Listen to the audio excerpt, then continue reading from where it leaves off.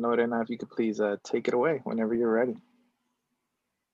Okay, hi everyone, this is Lorena. I'll be moderating. Thank you for joining our Influencer Roundtable on behalf of SELENA the series. We have Alexis Mendiaz from We All Grow up first. Hi, so my first question is, so in the series we see so many personal moments between the family members and their each like dynamic relationship. So my question is, what do you want other families who may watch this together to get from the series? You want to start, Ricardo? Seidy, please. Okay. I want them to just kind of take all the warmth that our family in the show gave. You know, I want them to realize that it is a story about SELENA, but it's also a story about family. Mm-hmm. And it took work for them to get to where they are, and they did it together. And that was like the beautiful thing about it. We all know SELENA being on stage and having these huge venues, but they didn't start that way. You know, they started very young, very little, like in a garage practicing with their dad mentoring them. And so that's beautiful. Those connections between their father and them as musicians, with them and their mother. Like, you know, there's this one scene where we're talking to younger SELENA and we're kind of teaching her on how to connect to the lyrics of the music and feel with her heart. All of those things, yes, they're relevant to the story, and yes, they're about like building who SELENA was, but there are also connections between parents and children, and hopefully those are things that they can relate to. Thank you. Great, and next we have Andreina Rodriguez for We All Grow. Hi, it's so nice to meet you. So my question is, as actors portraying such important people, especially within the Latinx community, what do you each believe were your biggest strengths, and what would you like to achieve individually with this project?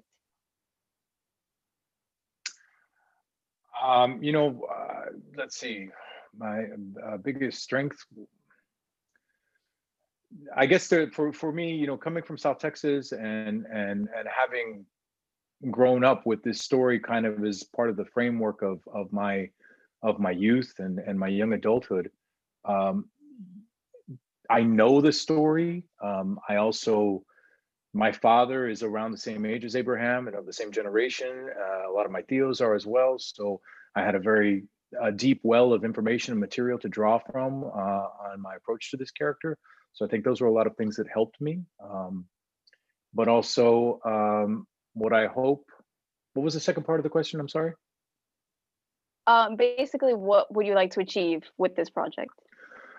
You know what I mean. What I hope that we achieve as a production and as a series is that, you know, we add to the enduring legacy of SELENA and this story.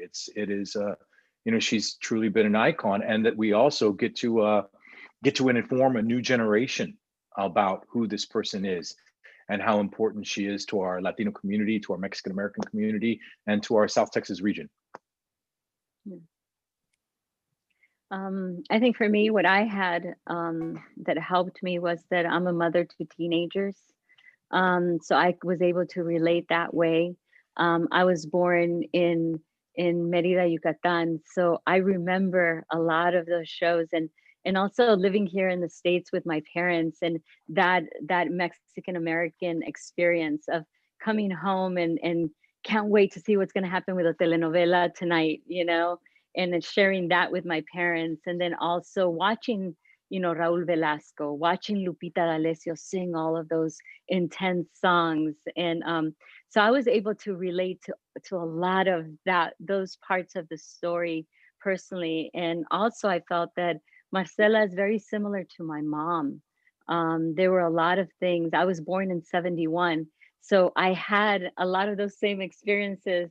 You know, I lived through them as a teenager and in my 20s, in the 80s and 90s. And so it was almost like looking through a glass at those times and revisiting them through my mom's perspective, which was such a gift.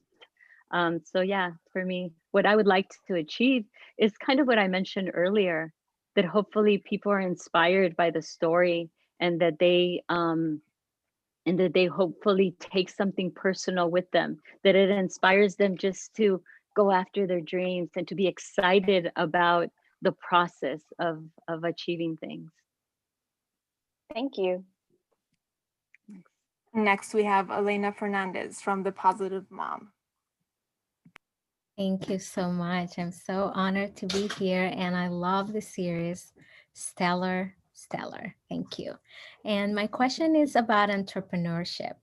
I run a business with my daughters, also teenagers, and I was wondering how you can relate to the family working together, and what are the lessons we can learn about working together and being business together as a family. I think Wow. working to get, you want to take it? Go ahead. No. Go ahead. No, go. You go first. No. Please. Okay. When I think about working together, I think that it's an advantage. It's kind of a gift, because most people don't get that opportunity. You know, a lot of people can only have like a few hours when they get home from work to have dinner with their family and share what their day was like. And then they have to leave early in the morning, and then or call their kids on their phone. I mean, Ricardo and I even had some of these experiences where we were at work, and you miss your kids, you know, you miss like making sure that they're okay, following up, you know, just to see how their day was. So working together and having the experience to have a business together, you get to be creative together, you get to kind of teach them you know, just how to do things, how to manage a business, give them that part of yourself, and at the same time also grow. It helps you also grow, I think, as a family tighter, because you gain like this extra respect for each other by having that experience. I think it's beautiful, and if you have that, oh, it's a gift. Thank you. I would love for Ricardo to also chime in. Thank you. I think that what you're doing is incredible, and I think Seidy's absolutely right in her answer. But I'm gonna be honest with you, my family would kill me if I was around them all day long. Like when we were at home in the pandemic, after about 2 months, my son was like, "Dad, when do you go back to work? Because you need to leave."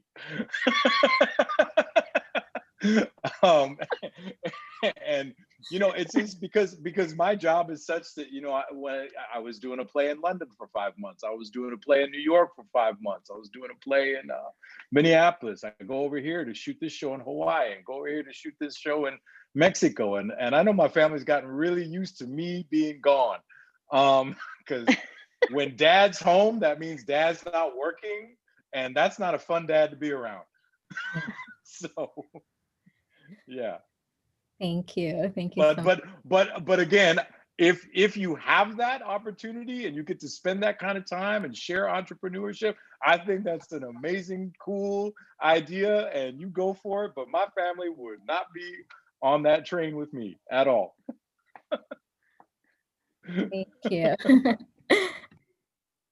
And up next, we have Susie Boullarte from Happy Mess Moments. Hi, guys. You all had amazing chemistry and felt like a family. Did you guys get to spend time before shooting, and how did you build that chemistry that we clearly see on screen? We did have this great, remember the first dinner? We had this great dinner with the cast. Unfortunately, Christian couldn't meet us at that dinner because she was still shooting The Walking Dead. But first thing we did is after we met early that day, we decided to all have dinner that night, and we started kind of like the first day of school, you know, where you kind of like are shy, you're kind of like, you know, hi, so who are you, blah, blah. And by the middle of it and the end of it, we were like laughing and just kind of, you know, cracking jokes. And it just kind of stayed that way throughout the production, where we just clicked. And we were so fortunate to have that, because when you're going to be a family and when you're going to work, to have that right away is very, very important. And so we were kind of lucky. At least I feel that way. I'm not going to speak for you. You can answer your. No, you're absolutely right. I mean, it started immediately. I mean, look, there's always these moments of shyness, when you're getting together for the first time and working on a project, whether it's a theater project or TV project or a film project, and as actors and also as a production, you're asked to come together very quickly and rapidly and form relationships and immediately start working together and throw yourselves into situations. And I remember, like, Seidy, the first thing that we did together was just a little bit of a screen test. But they're asking me to like, come and hug Seidy, and I've just met her, and that can be awkward, and I'm a person, I don't like people touching me, like it's just, no, I mean that's just how I am, and but the thing is I know that Seidy and I have to create a relationship, and so I said, okay, are you ready to do this? And she was like, yeah, and she was game and I was game. And then we start talking and we start forming our relationship and forming our friendship. And then I find out that she has 2 kids and I have 2 kids, and they're of similar age. And it just all of a sudden it helped, and it created a really great friendship, a work friendship that became more than a work friendship. That we're all bonded now. These 5 actors that play this family, and I know, like, we're never going to lose contact with each other, and that's a beautiful thing. You do kind of create this family outside of on screen. Yeah. And up next, we have Jorge Narvaez from Reality Changers. Buenas tardes. Good afternoon, everyone. My name is Jorge Narvaez. Very happy to be here. Thank you, Ricardo. Thank you, Seidy, for your amazing performance in the first 4 episodes that I've seen so far. I really appreciate the chemistry, Ricardo. I really appreciate your role. Okay, I come from a role of being a dad of 3. I sing with my kids. I do vlogs about being with family. So I work from home, and I understand what you mean about being at home all day with the kids. It's like super frustrating. My kids don't even want me in the house anymore. They're like, why are you still here? But I've been doing it full time. So with that said, okay, something that I noticed that the father Selena did, right? He was highly, highly involved at different levels. And so was Seidy's character, Selena's mother. I'm curious to hear more about. Wait. Keep going. I'm listening. I got a FedEx package that's coming right now. I'm gonna see. This is that father thing that you're talking about. No. Talking. I can hear you in my ear. I'm just. Do you want me to let me pause and wait? I'll pause and wait. No. Keep talking. I can hear you. Oh, you got it. Okay. I want to wait. Okay. Cool. Seidy, Thanks, how are you? Nope. I'm good. How are you? Cool. I'm back. Well, this is what I think Ricardo would answer. No, I'm just kidding. I'm sorry, man. I've been waiting for this package. It's from my family. So no, I know how you feel, man. It's all good. Go ahead, Seidy. But go ahead. You were gonna finish something, Seidy. Go ahead. No, I was just being sarcastic. I said I was going to answer Ricardo's question, but he's back. Please, Jorge, continue. I apologize. So I hear a lot about filling people's shoes. This is a big shoe to fill, right? I mean, Mr. Quintanilla, right? And what I loved about your role is that you stuck to that like stoic kind of like lesson by lesson foreshadow. There's a lot of foreshadowing too in the film, right? In the series that I noticed right away. And I would love to know more about your personal journey in filling these shoes, and feeling the shoes of a lot of dads who choose this role of being an entrepreneur, of going on the road, of going alone, right? That's a very, very scary thing for parents. And when I saw this film, I was like, whoa, people are finally telling this type of story, So for you personally, how was your journey filling the role? Okay, so I come from South Texas. I was born the same year as Selena. We were born 4 months apart, so I'm very informed about this story, living in San Antonio, growing up in San Antonio, growing up in South Texas. Abraham is a certain man of a certain age and a certain generation. I have that same thing that I call Papa. Okay. I mean, I have one of those, and they're very similar in their demeanors, and all of my tios are the same way. They've got that kind of stoic macho bravado that they walk around with, but and that's their public kind of persona. But then, when they're with their family, that's when they can take their armor off, if you will, and be a little bit more human. And I see my father do that. And I am my father's son, so I do some of that in my own home with my children and my family. So there was a lot of material that I could draw from in terms of how I was going to approach this character. But you know, when you talk about entrepreneurship, I don't think they were thinking of it, and I don't think Abraham was in the beginning thinking of it as entrepreneurship. I think he was just trying to find a way to entertain his kids, to maybe keep them occupied so that they weren't getting in trouble or doing things that they weren't supposed to do. And then ultimately, at a certain point, they decided let's try and use this as a vehicle to feed ourselves. You know, and that's a big jump, not just for him as a parent, but also using that as applying that kind of pressure to your kids without your kids knowing that you're applying that kind of pressure. You know, I mean, I don't necessarily think that the kids realized that this is how we were going to go about putting food on the table. Yeah. You know, until they were already in the thick of it. You know, and then once you're in the thick of it, you know, it's like, hey, this is the road. It's the line from the series. This is the road we chose. There's no turning around. You know, we got to do it, but we're doing it together.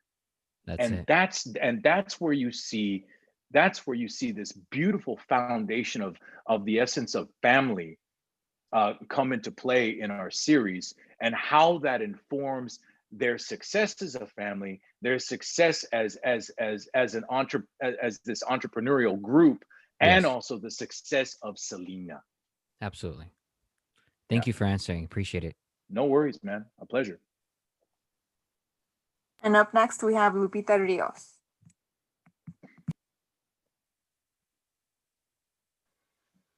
There she is. It's good. Hi. First of all, it's a pleasure to be here. My question is, what was the most emotionally difficult scene to interpret in the series? I'm sorry, can you repeat the question? What was the most emotionally difficult scene to interpret in the series? I don't really feel that I had difficulty with an emotional scene. I guess there is one that we have that we just finished that was difficult. But I can't really go into that one because it's not in season 1, it's in season 2. So we're not going to talk about that. Oh, that's one. good. Okay. But there was one that was, yeah. It gets you? Hard. It gets you. It got me. And hopefully it'll, you know. I bet. Yeah. Yeah, it's worth waiting for.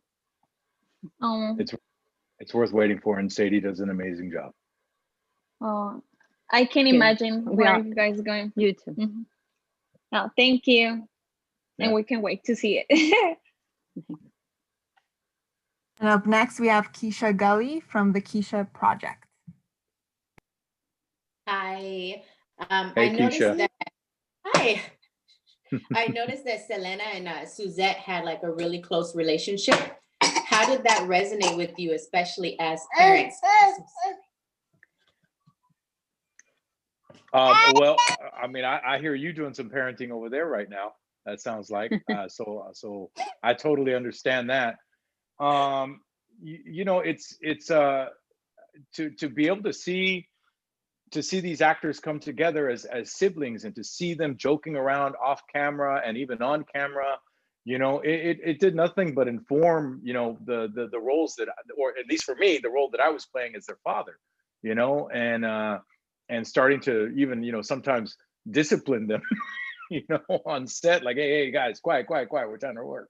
But no, it really to watch all of us come together and build these beautiful relationships just absolutely made the ensemble work that we were doing as actors portraying this family that much easier.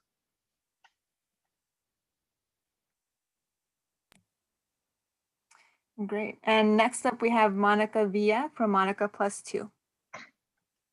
Hi, everyone. Do you feel there was a significant difference between how much pressure Dad put on AB and Selena? And if so, why do you think that was? This is for me? For me, I Yes. guess. Mhm. Yeah. Yeah, I think so. I think that that's something that's kind of built into our culture to a certain degree. As a Mexican father, you are going to put Mexican American father. You're going to in that macho way. You're going to put maybe a little bit more pressure or focus on your son than your daughter. It's kind of an old school tactic, I guess. I think it lends itself to maybe a little bit of toxic masculinity, in this day and age. But I know that my father did it with me. I know that I have done it at times with my son as well. But it's trying to get them to become a man. And the good thing is that these days we've understood that there are a lot more details to becoming a man than just that macho. Okay, there is the idea of raising our children with a certain degree of empathy and sensitivity, and also as a as a Mexican American father in this day and generation, I make sure to try and put as much emphasis on my daughter being a strong and independent woman as I do the focus on my son. But remember, we're playing characters that were in the 1980s and 1990s, and parenting was different than what it is today. Yeah. Seidy, do you have anything to add? Yeah, I think that the interesting thing about that I learned also about the show is just that, through the show, is that what we don't realize is how independent and how strong Selena really was. Because you do have this image of all of them being together and the band being behind her and her being on the stage. But in many ways, she was very independent, I feel, in some ways, and strong. And so I think even back then, it must have challenged Abraham and Marcela to kind of think outside the box and step out and kind of compromise a little bit. I do feel like playing Marcela and being in that journey. One thing that I know that affected me is that a lot of the times, most of whenever it came to AB, usually most of the interaction or musical bond or a lot of the things came from Abraham. And there were times when, as Seidy, my natural instinct was like I wanted to go and just mother AB so badly. Like I just want, and it wasn't, it didn't call for it in our scenes, but I was just like, oh, I just want to hug that kid. I just want to give him all this support, and because and I think that maybe that's probably very relatable to mothers back then, because they were like all of these roles and this person did that and that person did that, and you just kind of assumed that that's the way it was. Fortunately, in my household, it wasn't like that, and that's why I love my dad so much because it was different with us, and I love it. Yeah, I love him for that. Thank you very much. Next up, we have Carlota Zambrano from Criando Ando. Hello. Thank you for having me here. I love the series, and I love the musical journey, as it is like the common ground the family share, and from where everything else revolves. Even though the musical interest or participation is different among the characters, some are very stellar, and the others are just like more supportive. But how do you think like the music was ultimately like a language of love for the Quintanilla family, how it helped even after everything happened, or how was that bond built over the music. Seidy? I think music was a big part of their bond and their journey. Since they were little, that huge bond that Abraham and the kids had and he initiated was the foundation for their whole journey. So music and family and life experience came all together. They were all connected, and it was a huge bond. So yeah, to answer your question, I would say they go hand in hand with this story. Did you want to add to that, Ricardo? No, I think you captured that perfectly. I mean, it is just about, him handing down something that he had an absolute love for to his children. Yeah, with the hopes of educating them and bonding with them, and again, like I said, probably, to a certain degree, just giving them something positive to occupy their time with. Yeah. I have a great story for you. We actually had the opportunity to talk to Suzette a week before we wrapped season 2. And she told us this beautiful story. She said, have you ever listened to a record? She said, and she goes, my dad taught us this. And when you listen to a record, most of the time you listen to everything together. But what he showed us is that to choose one instrument at a time when you're listening to it. And the way she spoke of that moment and the way she described it, it was so beautiful. Like you could tell to her, it's something that her dad has left with her, that love for music, that love for, and this comes from a child that didn't want to play the drums originally right away. And now when you hear her talk about music, you can see that she loves it, and the understanding of it is so special. So I guess that would really answer your question. Thank you. Mm-hmm. And that concludes our roundtable. Thank you so much for joining us. Please head back to the hospitality for a photo booth opportunity. Thank you all. To meet you all. Thank you, everybody. Thank you, so much Jorge, for for the being opportunity. patient with Thank me. you. I appreciate Thanks it. for your question. Saludos a todos. Suerte con todo. Thank you, brother. Okay. Ay, se comieron.